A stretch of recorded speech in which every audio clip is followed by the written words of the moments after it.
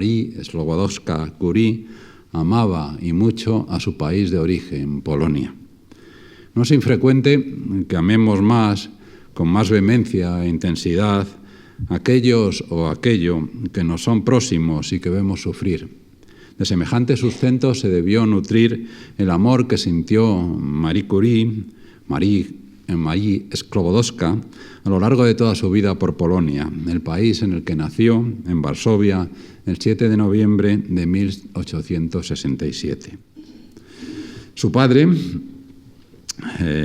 Władysław Slobodowski, era profesor de matemáticas y de física en un liceo, mientras que su madre, Bronislawa, dirigía una escuela de muchachas. Marie fue la última de los 5 hijos del matrimonio. Józef, el único varón, llegó a ser médico distinguido del Hospital del Niño Jesús de Varsovia. La mayor de sus hermanas, Sofía, murió joven, con 14 años, de tifus. La segunda, Bronia, escogió también la carrera médica, estudiando en París, con la ayuda, como veremos, de Marie. La tercera, Hela, eligió la profesión de sus padres, profesora. En 1878, cuando tenía 9 años, Marie perdió a su madre. Esta catástrofe, escribió en su autobiografía, fue la primera gran pena de mi vida y me sumió en una profunda depresión. Mi madre tenía una personalidad especial, excepcional. A pesar de todo su intelectualismo, poseía un gran corazón y un sentido del deber muy elevado. Y aunque de buena naturaleza e indulgencia infinita, todavía podía mantener en la familia una singular autoridad moral.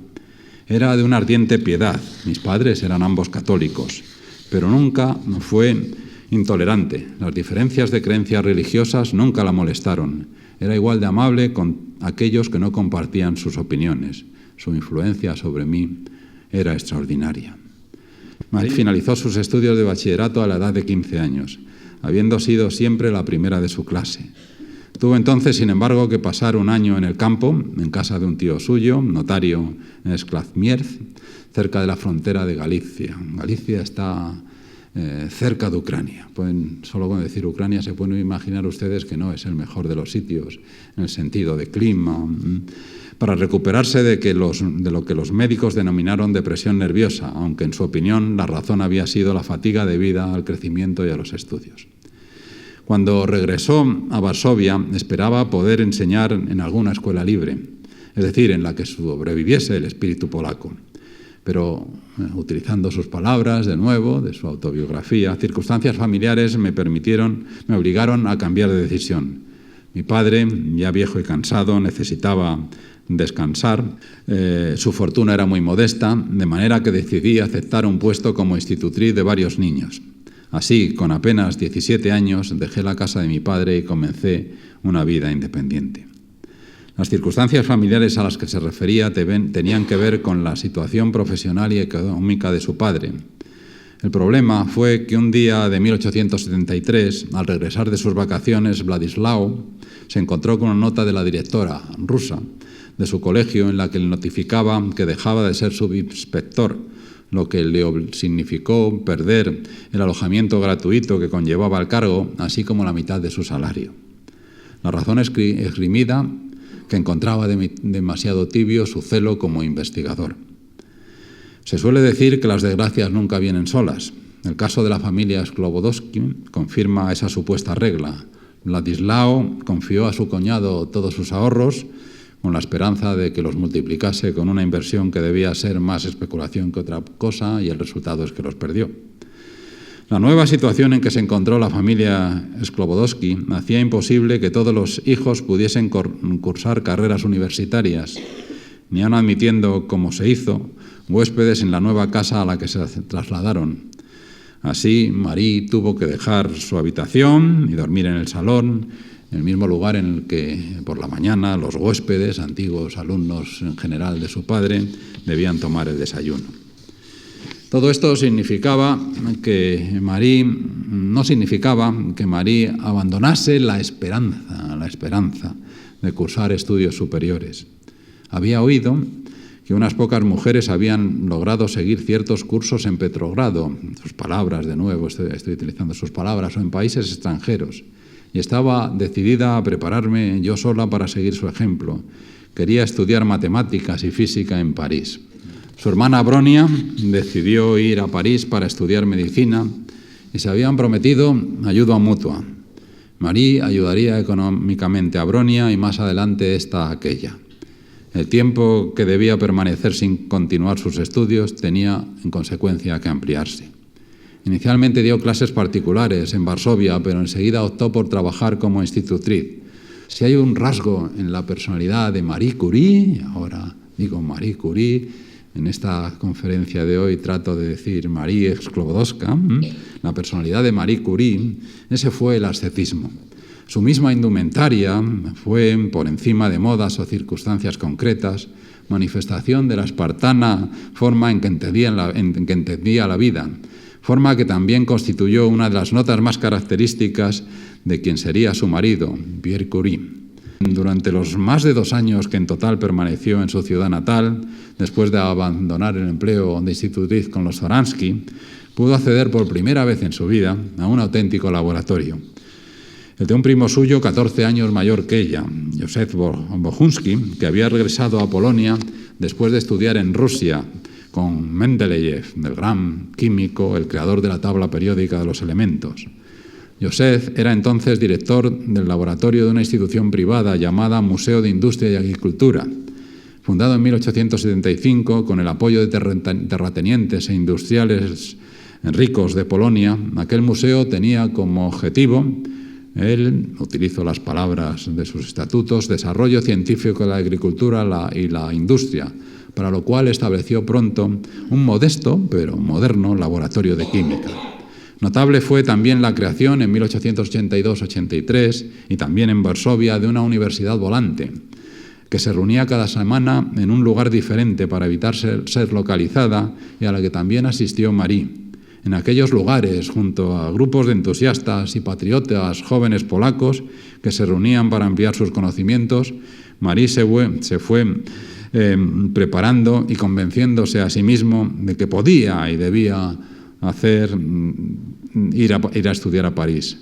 Para tantos polacos de aquella época, la ciudad de la libertad y la ciencia. Finalmente, uno de los primeros días de noviembre de 1891, con 23 años, Marie Sklodowska tomaba un tren en la estación Viena de Varsovia. Su destino, la Gare du Nord de París y la Sorbona, por supuesto. En 1893, el año en que Marie obtuvo su licenciatura en ciencias, solo otra mujer se licenció en toda la Universidad de París. En 1894, el año siguiente, cuando logró su licenciatura en matemáticas, fue una de las 5 que se graduaron. En cuanto a la cantidad de mujeres matriculadas en la Facultad de Ciencias, en su primer año eran 23, de un total de 1.825 alumnos. Sí se puede decir esa frase hecha, una mujer en un mundo de hombres. En 1893, como he dicho hace un momento, obtuvo su licenciatura en ciencias, siendo la primera de su curso. Inmediatamente se embarcó en la tarea, también lo señalé, de lograr una segunda licenciatura en matemáticas, que consiguió el año siguiente, 1894, el año en que conoció a Pierre Curie. El primer encuentro entre Marie y Pierre se produjo en 1894, concretamente en la primavera. En su autobiografía, Marie lo rememoró en los términos siguientes. Uno de mis compatriotas, un profesor de la Universidad de Friburgo, que me había visitado, me invitó a su casa junto a un joven físico de París, a quien conocía y estimaba mucho. Cuando entré en la habitación, vi, enmarcado por la ventana francesa que se abría al balcón, un hombre joven y alto, con pelo castaño, rojizo y grandes, limpios ojos. Advertí la expresión grave y amable de su cara, al igual que un cierto abandono en su actitud, sugiriendo el soñador absorto en sus reflexiones. Me mostró una sencilla cordialidad y me pareció muy agradable. Después de aquel primer encuentro expresó el deseo de verme de nuevo y continuar nuestra conversación de aquella tarde sobre asuntos científicos y sociales en los que ambos estábamos interesados y sobre los que parecíamos tener opiniones similares. Si a Marie le agradó Pierre, este quedó mucho más que impresionado. Se esforzó por volverla a ver, visitarla, a hablar con ella. En una palabra, comenzó a cortejarla. Sin embargo, pocos meses después de que se conocieran y que Marie obtuviese el 28 de julio la licenciatura en matemáticas, regresaba a Polonia. Y no estaba claro que regresase jamás a París. No había sido uno de sus propósitos, los objetivos de su vida, luchar por la independencia y bienestar de su amado país y estar al mismo tiempo al lado de su familia. El 10 de agosto de 1894, un atribulado Pierre escribía a Marie una carta, acababa de recibir unas líneas de ella desde Polonia, en la que comenzaba diciendo que nada me dará más placer que tener noticias de usted. La perspectiva de estar 2 meses sin saber nada de usted, tenía esperanzas de que volviese después del verano, me era extremadamente desagradable y acababa de recibir unas líneas. Lo que es decir que sus breves palabras me han sido bienvenidas. Espero que haga provisión de buen aire y que regrese en octubre. Y continuaba. Nos hemos prometido, ¿no es verdad?, tener el uno con el otro al menos una gran amistad. Siempre que usted no cambie de opinión. Sería, no obstante, una buena cosa en la que no me atrevo a creer, pasar la vida el uno cerca del otro hipnotizados por nuestros sueños. Fíjense en estas palabras ahora, y las subraya, dice su sueño subrayado, patriótico, nuestro sueño humanitario y nuestro sueño científico. Marie regresó a París en octubre y el 26 de julio de 1895 se casaba con Pierre. Fue en un matrimonio civil celebrado en el ayuntamiento de Sceaux, un antiguo pueblecito que ya se había convertido en un suburbio del sur de París, en el que vivían los padres de Pierre. Marie Sklobodowska pasaba a ser Marie Curie. Se formaba así una pareja que pasaría a formar parte de la mitología sociocientífica y cuyas contribuciones a la ciencia, a la relatividad en concreto, abrirían nuevas ventanas al conocimiento de los fenómenos naturales. Con mi matrimonio, escribió Marie, comenzó para mí una nueva existencia, completamente diferente de la solitaria vida que había conocido durante los años precedentes. Mi marido y yo estábamos tan estrechamente unidos por nuestro afecto y trabajo común que pasábamos casi todo nuestro tiempo juntos. Tengo solo unas pocas cartas de él, porque nos separábamos muy poco. Mi marido pasaba todo el tiempo que podía robar de su enseñanza en su trabajo de investigación en el laboratorio de la escuela en la que era profesor, y yo obtuve autorización para trabajar con él. Casada, licenciada e instalada en París, Marie decidió doctorarse y, buscando un tema de su tesis, se fijó en un descubrimiento muy reciente, un fenómeno descubierto no hacía mucho, en los últimos meses de 1895, por un catedrático del Museo de Historia Natural de París, Henri Becquerel, la radiactividad. Su matrimonio con Pierre dio fruto de 2 hijas. Esta es Marie por aquellos años, atractiva, juvenil, todavía. Los 2, joven. Dio como fruto 2 hijas. Irene, aquí la tienen, de nuevo con el electrómetro de cuarzo piezoeléctrico, nacida el 12 de septiembre de 1897, Eva, que vio la luz el 6 de diciembre de 1904. Irene obtuvo el Premio Nobel de Química en 1935, compartido con su marido, con el que aparece aquí trabajando, Frédéric Joliot. De hecho, Joliot unió a su apellido el de Curie. Aquí están en la ceremonia de entrega del Premio Nobel de Química en 1935. 1935, lo recibieron por el descubrimiento de la radiactividad artificial. Pero Irene no solo fue una científica distinguida, también una mujer comprometida socialmente.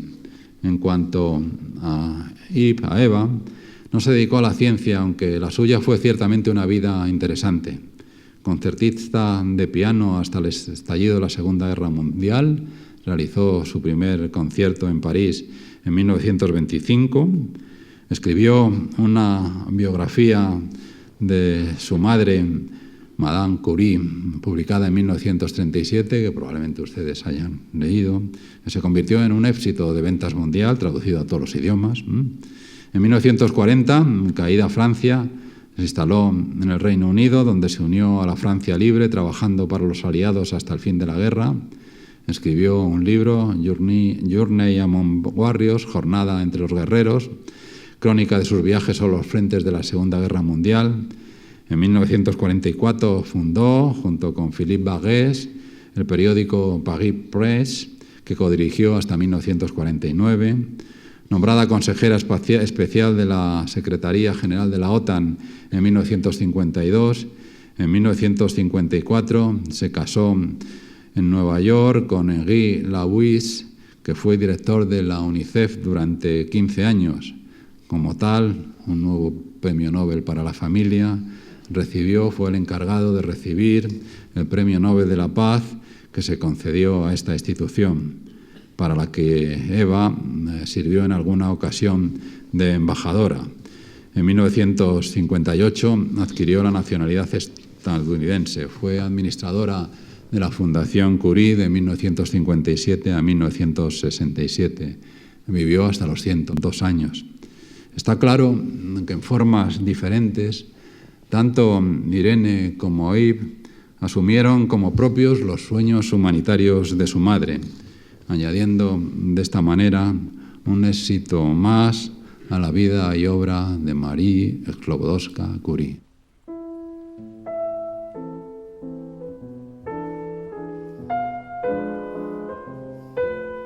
El inicio de lo que sería el camino que les conduciría hacia el descubrimiento del polonio y del radio se produjo el 14 de abril de 1898, cuando pesaron una muestra de 100 gramos de pechblenda y la machacaron en un almirez. Llegaría el día, cuando buscaban muestras puras de los nuevos elementos, en que trabajarían no con gramos, sino con toneladas procedentes de las minas austriacas de San Joachimsthal. Aquí tienen una idea de esas minas. Tardaron unos 3 meses en obtener su primer gran resultado, el que les animó a anunciar la existencia de un nuevo elemento químico, el polonio. Durante las investigaciones que les condujeron al descubrimiento del polonio, Marie y Pierre hallaron indicios de que acompañando al bario separado de la pechblenda, en una primera separación podía existir otro elemento. Pero para continuar avanzando, los Curie pensaron que necesitaban más conocimientos y habilidades químicas que las que ellos poseían, y en consecuencia solicitaron la ayuda de Gustave Beaumont, un químico que entonces era jefe de los trabajos de química mineralógica de la Escuela de Física y Química Industriales. Tras varios meses de trabajo, fueron capaces de separar ese segundo nuevo elemento, al que denominaron radio. Los efectos patológicos del manejo de sustancias radiactivas se hicieron, como estamos comprobando, patentes desde el principio a Pierre y Marie Curie. No los ignoraban, no podían ignorarlos, ya que les afectó muy pronto. La temprana muerte de Pierre acaso le evitó mayores sufrimientos, aunque por entonces su salud se había debilitado ya mucho. En cuanto a Marie, padeció toda su vida los efectos de sus investigaciones. Especialmente dolorosos fueron sus últimos años. Entre 1923 y 30 sufrió 4 operaciones de cataratas. En 1932 se agudizaron las lesiones de sus manos. Finalmente falleció en 1934 de anemia perniciosa, resultado de haber estado expuesta durante tanto tiempo a radiaciones. También Irene, su hija mayor, sufrió los efectos de la radiactividad, Murió en 1956 de leucemia. Desde los 16 años, cuando trabajaba, como veremos enseguida, en hospitales o viajaba con su madre en vehículos radiológicos que transportaban aparatos de rayos X por los campos de batalla de la Primera Guerra Mundial, había estado sometida a fuertes dosis de rayos ionizantes. Más tarde, su propio trabajo científico había continuado exponiéndola a radiaciones parecidas. Ya vimos el otro día, aunque no puedo entrar en la obra, la vida y la obra de Irene, que recibió finalmente el Premio Nobel de Química. Hoy sabemos bien que la radiación que penetra en los tejidos de personas sometidas a tratamientos con radiactividad es principalmente la de los rayos gamma que emiten sustancias radiactivas. Por eso, cuando se dispuso de otros radioisótopos, menos dañinos en general que el radio, que emitían rayos gamma también, como el cesio-137, el empleo del radio para el tratamiento del cáncer disminuyó drásticamente hasta su práctica desaparición. El descubrimiento del polonio y el radio desencadenó un gran interés por la radiactividad, interés que se manifestó en los premios Nobel. Ya en 1901, en el primer año de vida de estos galardones, lo obtuvo entonces en física, estoy hablando ahora, Wilhelm Röntgen, el descubridor, como recordarán, de los rayos X. Ya en 1901, Becquerel fue propuesto una vez, aunque nadie se acordó de los Curie. El año siguiente, en 1902, cuando lo obtuvieron Hendrik Lorentz y Peter Zeeman, las propuestas a favor de Becquerel fueron 3, pero los Curie, propuestas que no son vinculantes para la Academia Sueca de Ciencias, pero algo indican, los Curie, en 1902, el segundo año de vida de los premios, ya aparecieron también en escena. 3 nominaciones para Pierre y 2 para Marie. Ya empiezan a ver que las cosas no son iguales. Y así, la ola a favor de premiar a la radiactividad se premió en 1903, el tercer año de vida de los premios Nobel o Nobel, en el que recibieron, que se le adjudicó el galardón. A finales de aquel mismo año, de 1911, recibía un segundo premio Nobel, el de Química. La primera persona en que recibir 2 premios Nobel. Erik Dahlem, director de la Biblioteca Nacional de Suecia y presidente de la Academia de Ciencias, explicó las razones de este segundo galardón en el discurso que pronunció el 10 de diciembre de 1911 durante el acto de entrega del premio. El peso atómico del radio, manifestó, fue establecido por Marie Curie en 226,45. Fue solo en el último año, 1910, que Madame Curie, con la ayuda de un colaborador, logró producir radio en estado puro, esto es, como un metal, estableciendo de esta manera su estatus como un elemento, a pesar de varias hipótesis que sostenían lo contrario.